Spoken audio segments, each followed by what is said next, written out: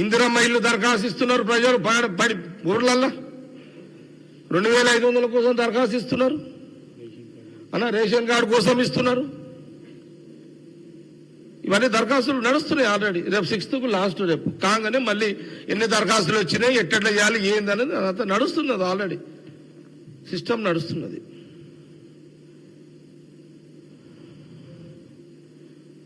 మరి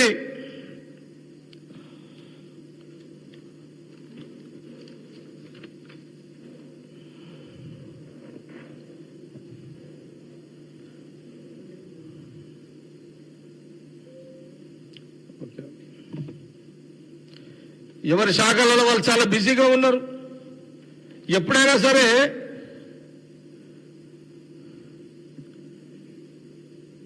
ఇప్పుడు మా మంత్రులు, మా డిప్యూటీ సీఎం, మా మంత్రులు, సీఎం గారు ఎవరి శాఖలలో వాళ్ళు బిజీ ఉన్నారు. ఇప్పుడు స్వతంత్రంగా నేను మొన్న కూడా ఒకసారి చెప్పిన, మా మంత్రులకు ఇప్పుడు రాత్రిపూట ఇంటికి పోయే టైం కూడా లేదు. ఇప్పుడు ఇంటికి పోయే టైం లేదు. 9 ఏళ్ల పరిపాలన వచ్చింది. కార్యకర్తల దగ్గర సంతోషం వ్యక్తపరచుకోవడానికి సంబరాలు చేసుకోలేకపోతున్నారు. ఊర్లకి ఇంకా అంటే 9 ఏళ్ల తర్వాత కాంగ్రెస్ పార్టీ సంబరాలు చేసుకుంటలేము మేము. ఈరోజు సెక్రటరియట్లో మా మంత్రులు, ఎంటైర్ మా క్యాబినెట్ అందరు సీనియర్లే, చాలా మంది నాయకులు, వాళ్ళందరూ కూడా 9 ఏళ్ళు సెక్రటరియట్లో ఉన్న బెంచీలు, బల్లలు, కుర్చీలు, ఆ కంప్యూటర్లు అన్ని బూజుపట్టి ఉన్నాయి. 9 ఏళ్లలో పరిపాలన లేదు. ముఖ్యమంత్రి సెక్రటరియట్ పోయింది లేదు ఆ రోజులలో కేసీఆర్. అవన్నీ బూజు పట్టిపోయినాయి 9 ఏళ్లలో. మొన్న సీఎం రేవంత్ రెడ్డి మా క్యాబినెట్ అయిన తర్వాత అవన్నీ దులుపుడికే చాలా టైం పడుతుంది.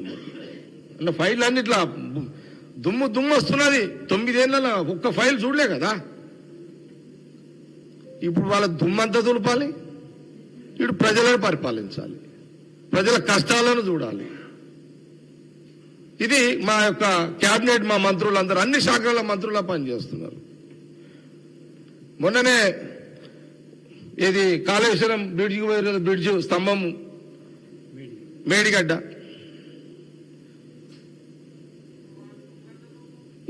ఏం జరుగుతున్నది? ఏదైనా బ్రిడ్జ్ స్తంభం వంగిపోవడం ఉన్నదా ఎడన్నా? ఇది పిల్లల పరిష్కారం అయ్యే కథ ప్రాజెక్ట్ అన్నా? ఏం మజాకా ఏంది ఇదంతా? ఎవరి పైసా, ఎవరి లెక్క, ఎవరి జాగీరు, ఎవరి జాగీరు?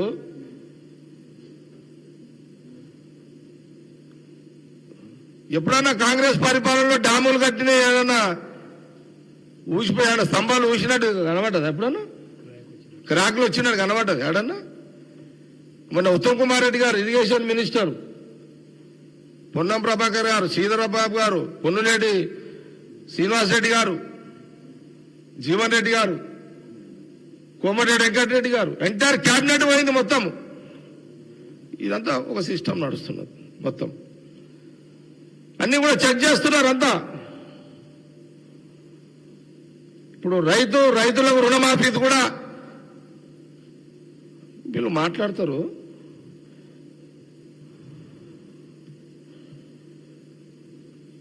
మీరు ఈ రుణమాఫీ మీద మాట్లాడే నైతిక హక్కు అటు కేసీఆర్ గారు కానీ ఇటు కేటీఆర్కి హరీష్ రావుకు ఉందా? మీరు మనుషులేనా అసలు? మీద నోరా లేకపోతే ఇంకేదన్నా? అది నోరా మోర్యా? నోరు అయితేనేమో శుభ్రంగా మాట్లాడవచ్చు, మోరు అయితేనేమో మురికి ముచ్చట్లేనా మీకు? మీరా 2 లక్షల రైతు రుణమాఫీ 25 రోజులు అయ్యింది. మీరు 1,00,000 రూపాయలకు 4 ఏళ్ళు టైం తీసుకున్నారు. 4 కిస్తీలు, 1,00,000 మాఫీ కాలేదు, మళ్ళీ 1,00,000 రూపాయలు మిత్తి అయింది.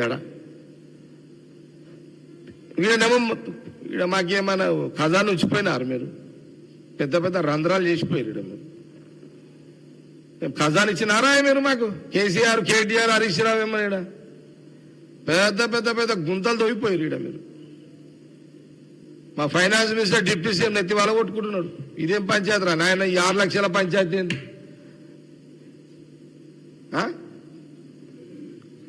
ఇప్పుడు 6 లక్షలు ఎట్లా 6 లక్షల కోట్లు అభివృద్ధికి ఎప్పుడైనా మనం ఒక దందా చేస్తాం, ఒక బిజినెస్ చేస్తాం.